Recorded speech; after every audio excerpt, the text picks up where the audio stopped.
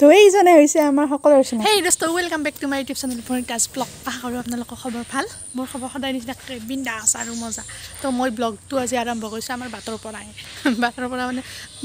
বাটৰ পৰাই তো ভিডিঅ'টো হৈছে এইটোৱে যে ইণ্ডিয়া বুক ৰেকৰ্ড কেনেকৈ পাব পাৰি কেনেকৈ কোনে পালে কি পালে তো বলক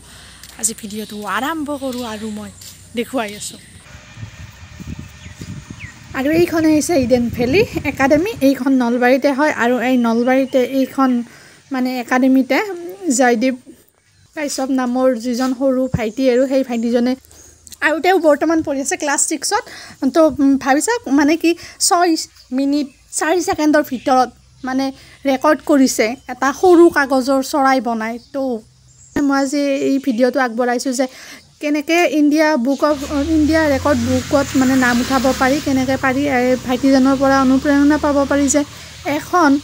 0.4 চেণ্টিমিটাৰ কাগজৰ টুকুৰাত কেনেকৈ চৰাই বনাব পাৰি তো বলক ভিডিঅ'টো আজি আৰম্ভ কৰোঁ সকলোৰে চিনাকি এইখন ঘৰ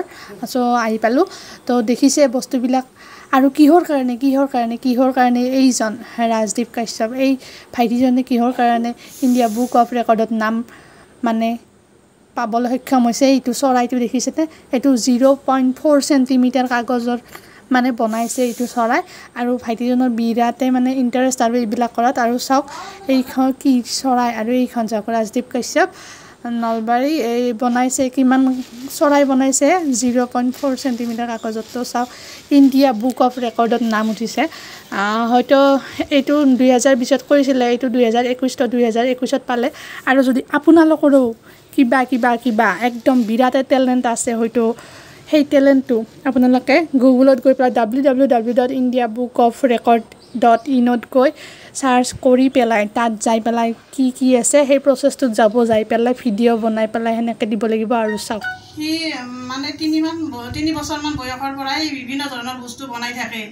যেতিয়া মানে আহৰি পায় তেতিয়া সি বিভিন্ন ধৰণৰ বস্তু বনাই ঘৰত পেলনীয়া সামগ্ৰীবিলাক সি এটাও বস্তু পেলাই দিব নিদিয়ে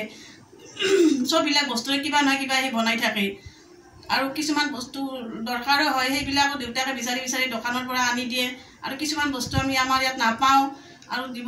বিচাৰি দিব নোৱাৰা আপুনি কিছুমান বস্তু বনাব নোৱাৰে তাৰপিছত সি অলপ ডাঙৰ হোৱাৰ পিছত ইলেক্ট্ৰনিক মটৰ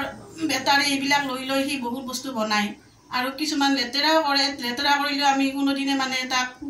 দাবী ধমকি দিয়া নাই তাক উৎসাহ আহিছোঁ সৰুৰে পৰা তো এনেকৈ দিলে সাক্ষাৎকাৰ আৰু চাওক এইজনে ল'ৰা ৰাজদীপ কাশ্যপ হয় বহুত সৰু কিন্তু চাওক বনোৱাৰ পিছত এটা সৰু কাগজৰ চৰাই বনাই ইণ্ডিয়া বুক অফ ৰেকৰ্ডছত নামটো সন্নিৱিষ্ট কৰিবলৈ পাই আমি নথৈ আনন্দিত হৈছোঁ আৰু সুখী অনুভৱ কৰিছোঁ আৰু ভৱিষ্যতে যাতে সি বহুতখিনি আগবাঢ়ি যাব পাৰে তাৰ বাবে ৰাইজৰ ওচৰত আশীৰ্বাদ বিচাৰিছোঁ আমি আগলৈ এনেকৈ আশীৰ্বাদ কৰি যাম তো দেখিলে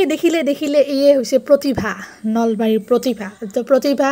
ইমানে ভাল যে ইণ্ডিয়া বুক অফ ৰেকৰ্ড বুকত নাম উঠি গৈছে তো এইটোতো নিজে এপ্লাই কৰিব লাগে কিন্তু যদি আপোনাৰ এক্সট্ৰা অৰ্ডিনাৰী টেলেণ্ট আছে এইটোতো বহুত সৰু কাগজত বনাইছে যদি বহুত ডাঙৰ কাগজত বনাব পাৰে সেইটো আপোনাৰ টেলেণ্ট তো এই দেউতাক তেওঁ আৰু মাকৰ পৰা সাক্ষাৎকাৰ লোৱা হৈছে তো এইটোৱে হৈছে প্ৰতিভা